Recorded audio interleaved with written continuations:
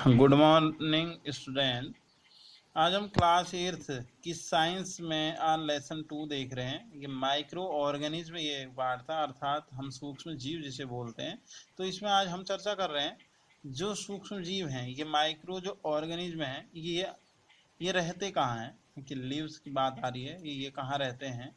तो इनके विषय में यहाँ पे 1 नंबर में ये कहा गया है, they lives in all type the environment और एटमॉस्फेयर और क्लाइमेट। मतलब ये हर प्रकार के इन्वायरमेंट में या क्लाइमेट में या आपका जो वातावरण में ये रह सकते हैं। एज मतलब जैसे ए नंबर दिया है, ए आपका कोल्ड आइस कोल्ड, यहाँ लिखा क्लाइमेट लिखा है, जो बर्फीली जगह हैं जहाँ पर जो तापमान होता है वो 0 डिग्री से भी क्या हो जाता है, आपका नीचे हो जाता है, और या 0 डिग्री पे होता है।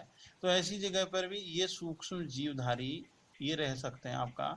अब ये नहीं है कि हर सूक्ष्म जीवधारी रह सकता है, इसमें से आपका कुछ कुछ जीवधारी ऐसी जगह पर भी आपका ये रह सकते हैं। और दूसरी बात आ रही है बी नंबर, हॉट स्प्रिंग्स, अर्थात जो उष्ण या जो शीतोष्ण, हाँ, जो कटिबंधीय जो वो है आपका क्षेत्र हैं, इन क्षेत्रों में भी ये जीवधारी रह सकते हैं। और सी नंबर आ रही है, सी मार्सी लैंड, मीन्स जो, हाँ, जो मरुस्थल हैं, जो रेगिस्तान है, जहाँ रेतीली जमीन है, जहाँ ड्राइनेस है, जहाँ पर मतलब क्या क्या नमी नहीं है, तो ऐसे स्थान पर भी ये जीवधारी आसानी से क्या कर लेते हैं, ये रह लेते हैं। चौथा नंबर है ये डिजर्ट्स, मीन्स क्या, तराई का क्षेत्र या दलदलीय जो वह क्षेत्र है, जो भूमि है, इस भूमि पर भी ऐसे जो जीवधारी हैं वह आसानी से ये क्या कर सकते हैं, ये आपका रह सकते हैं। और ई नंबर है, इनसाइड ऑफ ह्यूमन, आगे ये बॉडी, मीन्स ह्यूमन बॉडी, जो मानव का जो शरीर है, इस शरीर के भीतर भी ये जीवधारी आपका क्या कर सकते हैं, ये रह सकते हैं। कि जैसे एग्जाम्पल, कभी कभी हमें कि पेचिस अतिसार हो जाता है या पेचिस लग जाती हैं, या जैसे हम दस्त कहते हैं, हम सरल भाषा में अमीबा, अगर हमारे पेट में चला जाए, कि पानी में चला जाए और उसे हम क्या कर लें, हम उसे क्या कहते हैं, पी लें, तो हमें क्या लग जाते हैं कि पेचिस लग जाते हैं या दस्त लग जाते हैं। तो ये आदमी के मतलब उस शरीर में भी ये रह सकते हैं, inside of the human body. और दूसरा एफ नंबर है, inside of the animal body, जो पशु लोग हैं, जानवर हैं, उन जानवरों के इनसाइड में या बॉडी में या शरीर में ये जीवधारी क्या कर लेते हैं, ये रह लेते हैं, यानी अपना स्थान बना लेते हैं।